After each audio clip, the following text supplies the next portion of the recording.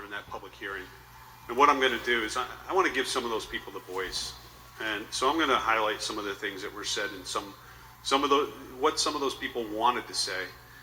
Obviously, this is only one directional. They're not here to be able to be questioned by certain senators, but I am going to go through some of them.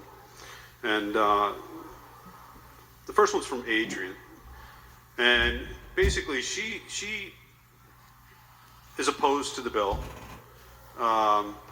She gathered last year for the 22-hour hearing on this issue. They experience school from home as society now, basically due to COVID. But one thing I'm going to basically read a little bit of this. One thing I think we can all agree at this point is that the educational experience that a child can receive at home is not equal to the experience they get at school. Furthermore, requiring parents to act as teachers cause huge divides between those students.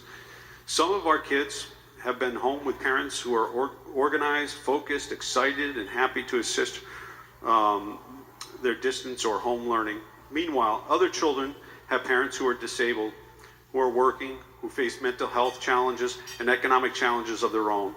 Brown versus the Board of Education made the decision for us in 1954. In 1954, they said that rules that segregate segments of our society are unconstitutional, aka that separate is not equal.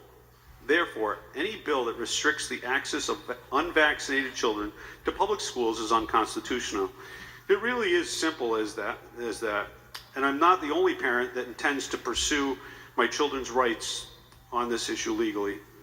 If I have to take it all the way to the Supreme Court. In the spring of 2020, I had a mental health breakdown. I have autism and sensory processing disorder and four active,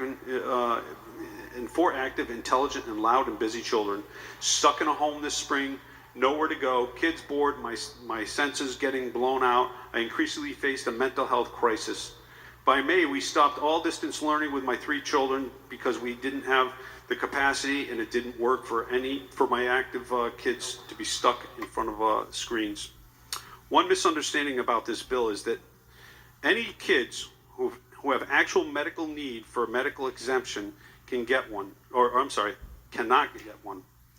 This is simply, my son had severe reaction to his only vaccine. My pediatrician agrees with us that he isn't a candidate for further vaccination, and yet my pediatrician recommended the religious exemption as our best route to avoiding vaccination. Why?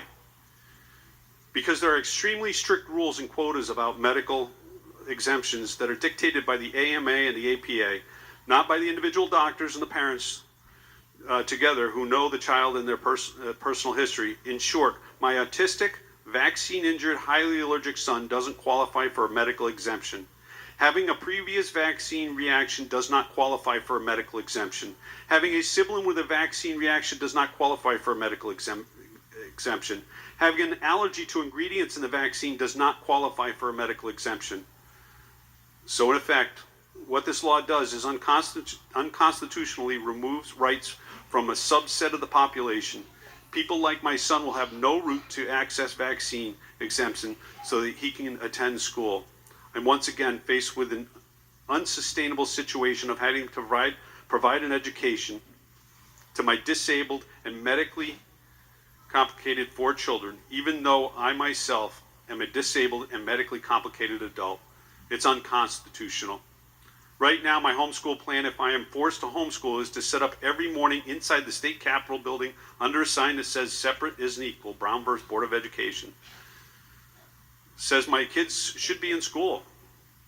We will be there every day so that the legislators can see every single day what kind of education I'm able to provide to my children after they took away their rights to go to public school. We'll be using every single cent we own to pursue through the courts their legal right to access public education despite a history of medical complications that make vaccination risky for them.